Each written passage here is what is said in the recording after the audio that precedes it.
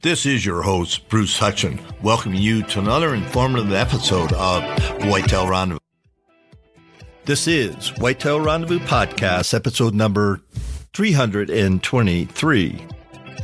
On today's show, we're going to visit with Ammons Rattler. Ammons is from Cleveland, Tennessee, and he's the owner of Native Pride Outdoors. He's going to tell you what it's like to take kids, veterans, and people that really don't understand the outdoors and take them into the woods and the streams and the lakes and share some experiences. So they'll come away not just harvesting some game or catching some fish, but with real life experiences. It's never too early to think about food plots. Whitetail Rendezvous has an ebook for you. Just simply text 33444 food plot to get your copy. Welcome to another episode of Whitetail Rendezvous, and this is your host, and we're going to meet up with Ammons Rattler from Cleveland, Tennessee. No, not Cleveland, Ohio, Cleveland, Tennessee. And Ammons is on pro staff for Precision Pete's, Flying Arrow Archery, and he's the founder and president of Native Pride Outdoors. Welcome to the show. Hey, good to be here. Well, I was excited to meet you at ATA, and how was ATA for you? It was really good. It was a really good show. It was my first time out. I really enjoyed myself. Looking forward to the next one.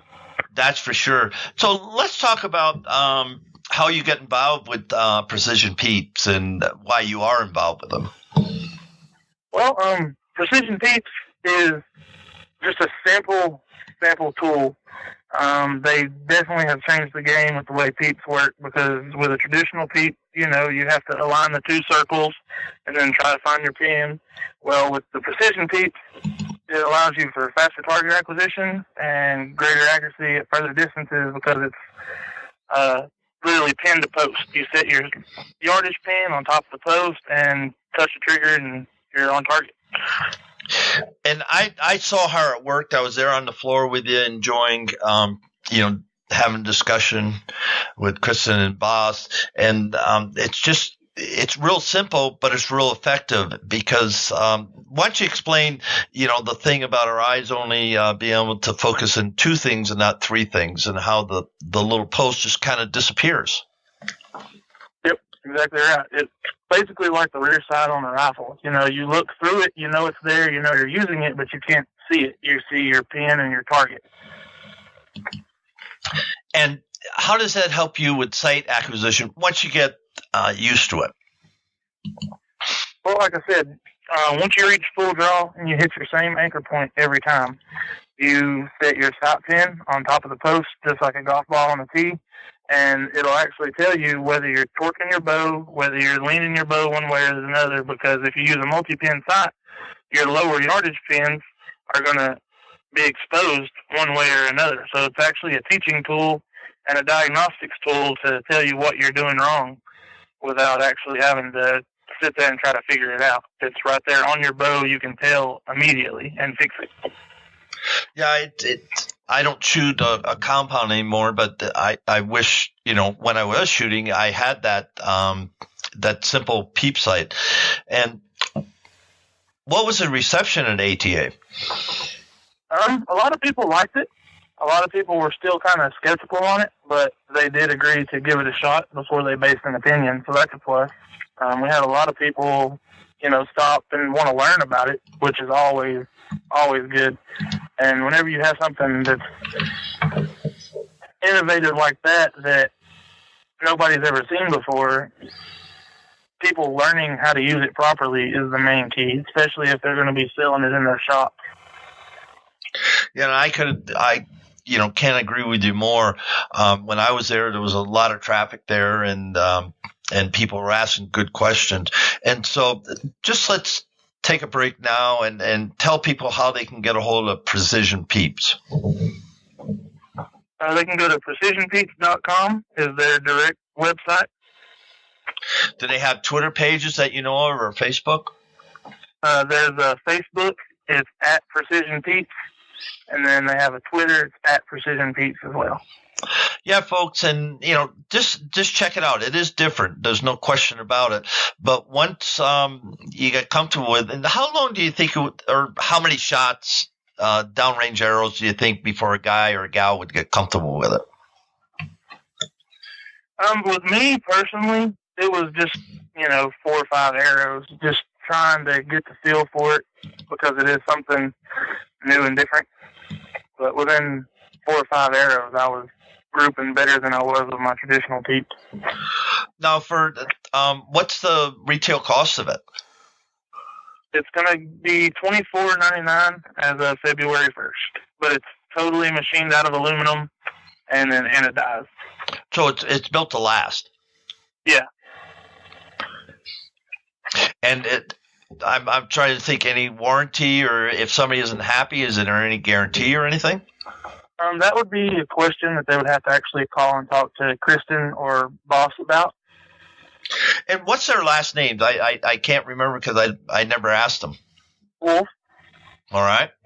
So, folks, it's innovative, it's different, but it's efficient and functional. So check out Precision Peeps. Having said that, let's talk about hunting. And when you were 9 years old, you killed your first deer with traditional archery equipment, and you must have a heck of a hunting heritage. Let's talk about that for a little bit. Yeah, well, I'm Eastern Band Cherokee. I was actually born and raised in Cherokee, North Carolina, and my uncle built a longbow. It was an Osage orange longbow, river cane arrow, and he napped a stone head for it, and it was kind of my rite of passage deer. It was a very memorable experience, to say the least.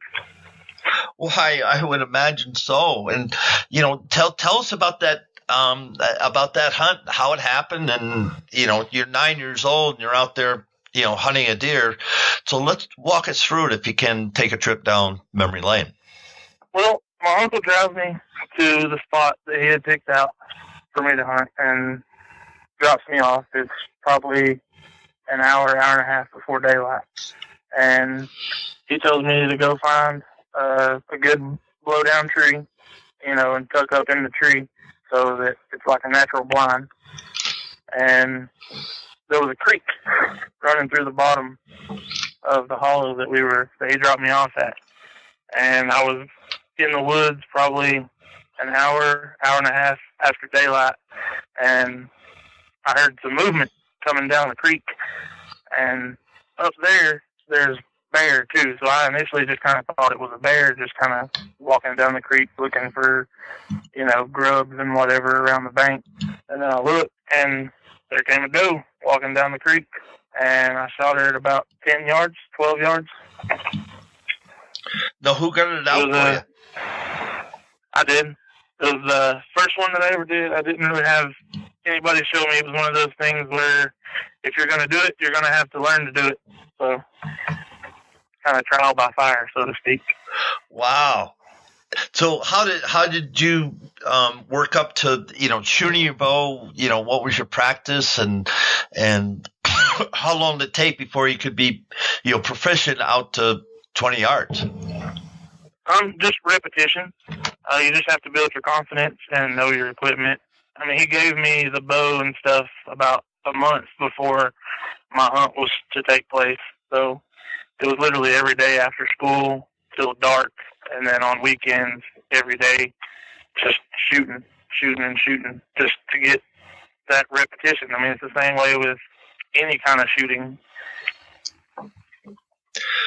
How did you not have buck fever? And you got a wild animal really close to you, and you kept it together and harvested the deer. So how'd you keep it all together? What I did in that particular instance was once I initially saw the animal, I didn't look at it anymore. I just looked forward, focused, calmed my nerves, breathed, and as I turned to draw, once I reached full draw, I held my breath until I let the arrow loose. So what happened after you connected and you saw the arrow bury up through fleshing or pass through? Well, it was traditional archery, so it was a stone head, so it wasn't like real fast. I mean, she ran probably 300 yards. I had a good blood trail though, so it was pretty easy to follow when she wasn't running in the creek. So, but yeah, I just tracked her to where she expired, and I offered a tobacco blessing for her allowing me the time in the woods with her and blessing me with her meat for my table. Now, I've never heard about a tobacco blessing. Is that what you called it? Yeah, it's what I was taught to do with every animal that I harvest. I still do it to this day. You just offer tobacco, say a prayer, and thank them for giving their life to provide for yours. Now, is that part of your heritage? Yes. Because I know I first learned about giving a blessing. I read an article, and the Germans give them their last bite or the last bunch, I think they call it, and they offer thanks for the animal, and they have a tradition, and it's a European tradition as I understand it. So a lot of similarity there, and folks, we owe that animal our respect. They have given their life, and we're gonna eat them and enjoy the memories, enjoy the talking about the hunt and the story of the hunt.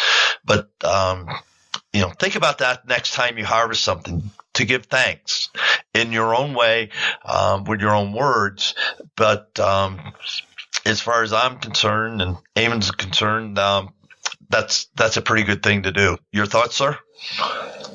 Yeah, that's definitely. Because they didn't have to walk in front of you that particular instant. They didn't have to take that particular trail that you were hunting over. They could have been anywhere else in the woods or on the property or whatever, but they decided, for whatever reason, to walk by your tree stand or walk by your blind or walk by where you were hunting at. So, you do owe that animal at least that much respect and thanks and gratitude, because they gave their life to provide for yours. Well said. Well said. While we're on that, you have a deep heritage in hunting. So it came, I believe, from your grandfather. Now, how are you passing that along to your family? Well, I've got my daughter. She goes with me early archery. She hasn't really wanted to go when it starts getting cold yet. So she hasn't ventured out into the late season hunts yet. But she just goes with me. She sits with me. She learns. I teach her about honoring the animals. And she actually got a crossbow for Christmas this year because she's old enough now to where she can take her hunter safety course this year. So that's got to be exciting for her dad. No question about it. Yeah. Oh, yeah. So what do you do on the conservation side? In the warm-up, we talked about how, you want to give back to the sport. And are you involved in conservation groups? Yeah, I do a lot of stuff here locally. I actually we have a Greenway Park here in town, and I actually hosted a Greenway stream cleanup back in March of last year. And we walked the entire stream, cleaning out all the garbage and all the tires and all the pollution and, everything that was solid and able to be cleaned out. I had, I think, probably 80 people show up to that, and we just cleaned the stream out, and I donate to all the conservation organizations here in town. And why do you do that? We've only got one Earth. We've only got one source of life. When our Earth dies, we die.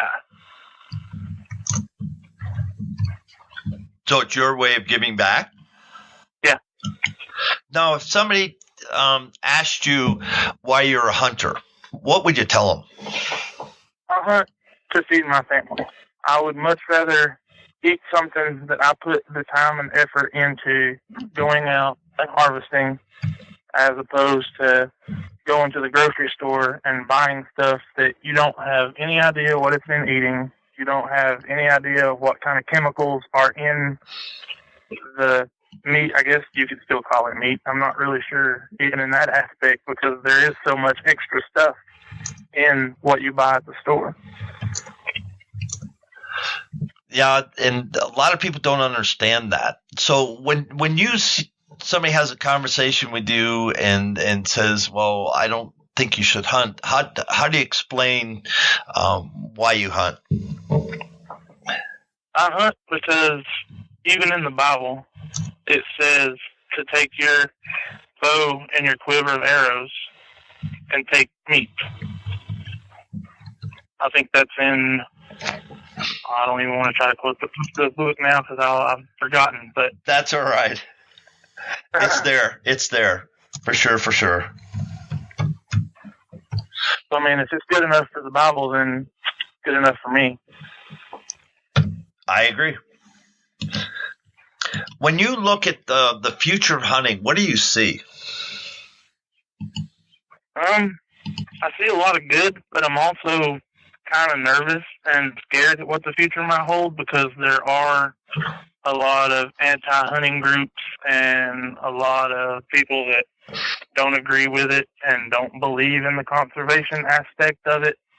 But I know that there are thousands or hundreds of thousands of true sportsmen out there that don't just go out and kill the first thing that walks by or kill everything that walks by. And I mean, that's not what we're out there to do. We're out there, most of us, to feed our families, to put meat in our freezer. Yeah, and there's nothing better than myself. I led the tenderloin backstraps of all big game, and I've been fortunate to hunt them. Hey, one thing I was going to ask you on your website, Native Pride Outdoors, you've got a herd of elk walking through a creek. Where the heck is that? That's in Cherokee, North Carolina, where I grew up. They have a herd up there that has been established for, I want to say, about 10 years now. And they literally just walk right through the middle of town. They walk right through the middle of the Oconaluftee River. And that was taken from up on a bridge from a friend of mine. They took the picture and sent it to me. Well, I just, I was looking at that, and I've been fortunate to hunt a few places for elk, and I'm going, what a great picture. I mean, it's just, a herd just moving upstream, and it was just great. But it didn't look, the trees and the foliage and everything. It just didn't look out like it was out west. So I wanted to ask you that.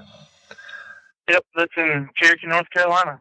You can go up there and see elk pretty much anytime you want to. They just kind of hang out in the park right there, like right at the entrance to the Smoky Mountains National Park from Cherokee on going into Gatlinburg in that area.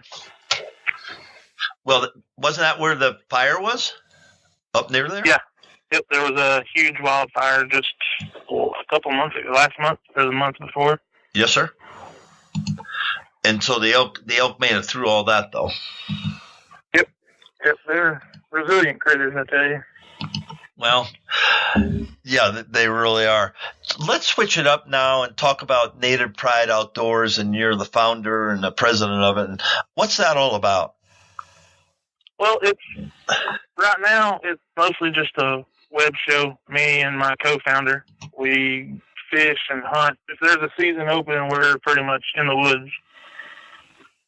And but what my ultimate goal is with that is I want to be able to give back to veterans and underprivileged children. I want to be able to provide them with hunting trips and fishing trips.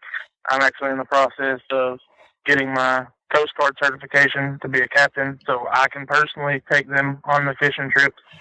And I'm in the process this year. I'm hoping to have my TWRA guide license.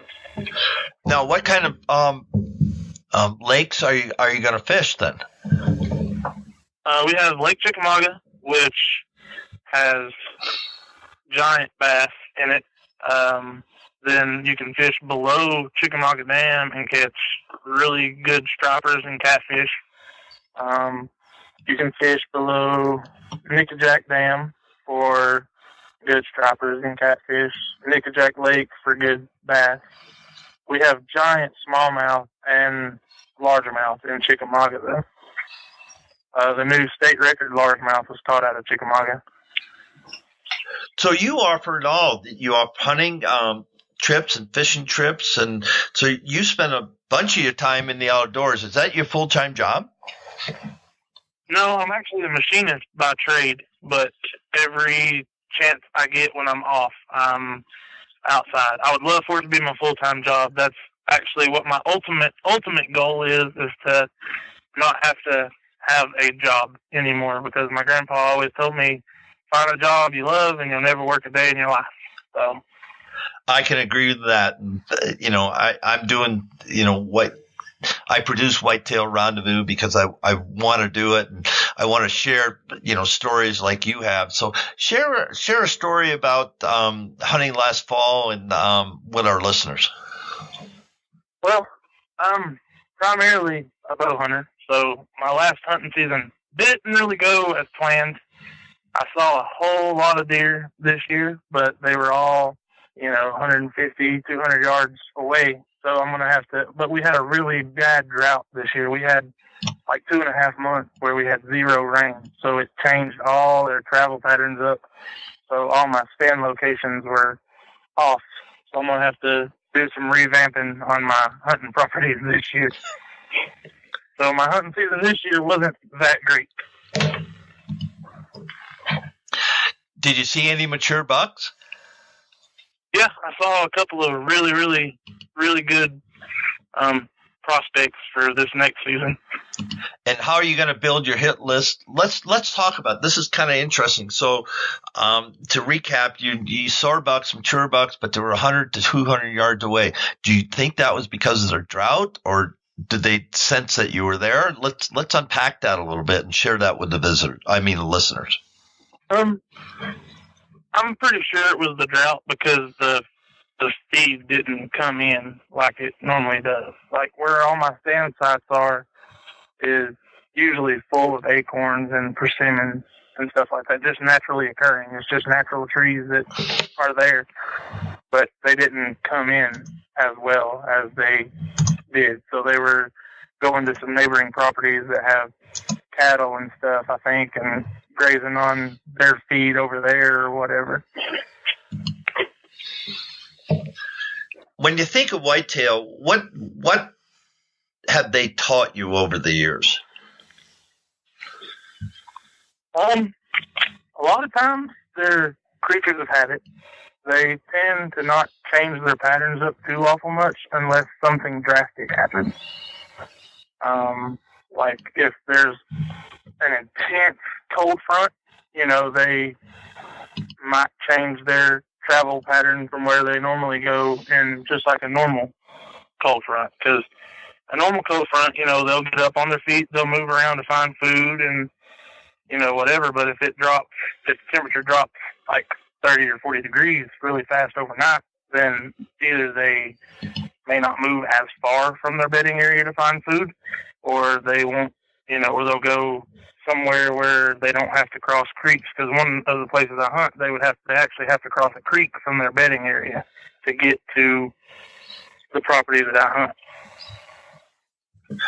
So when you think of, rearranging a stand, is it going to be right on the trail? What kind of wind and topography are you going to be looking to make your next set?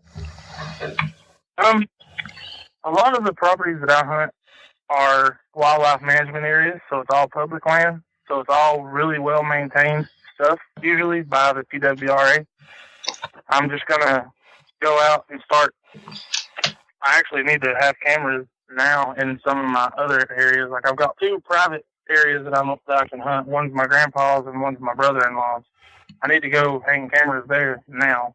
And then on the other ones, it's just scouting, getting out and beating feet and just putting in the work and the miles and finding their travel corridors.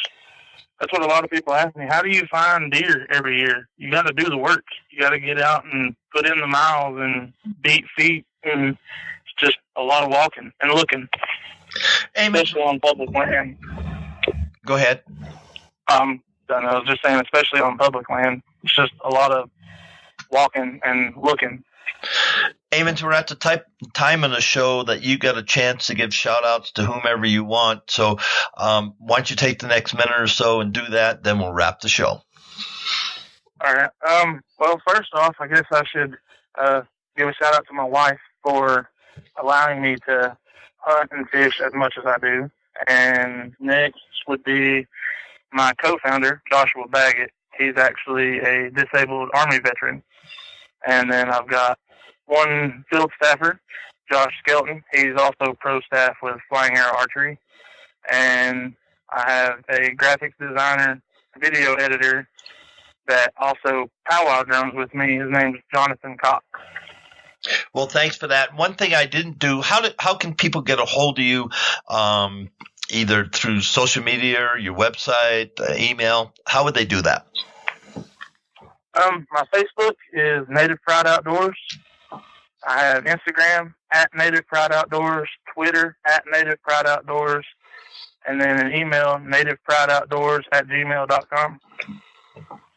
Well, Ammons, this has just been I've enjoyed the heck out of it. I enjoyed meeting you at ATA this past week, and I just look forward to staying in touch with you and sharing, stories as they happen and what you develop in the outdoor industry. You're a very interesting guy, a great guy, and I just look forward to watching to see how you grow in the industry. Thanks, Bruce. I appreciate that. Hey, folks, don't forget to tune in to the next episode of Whitetail Rendezvous. We're going to meet with Logan Erdman. Now, Logan has Legacy Outdoors. And what does that mean? Well, he's going to talk about his uncle's legacy that he is fulfilling as a hunter, as a TV production video, and he's going to talk about the hunting tradition, plus some tips and techniques from his 2016 hunts. Going to be a great show. Thanks for joining us. Be sure to tune in tomorrow for another episode of Whitetail Rendezvous, where you can listen and learn from the experts so you can be more successful on your next hunt. Until next time, listen, learn, and succeed.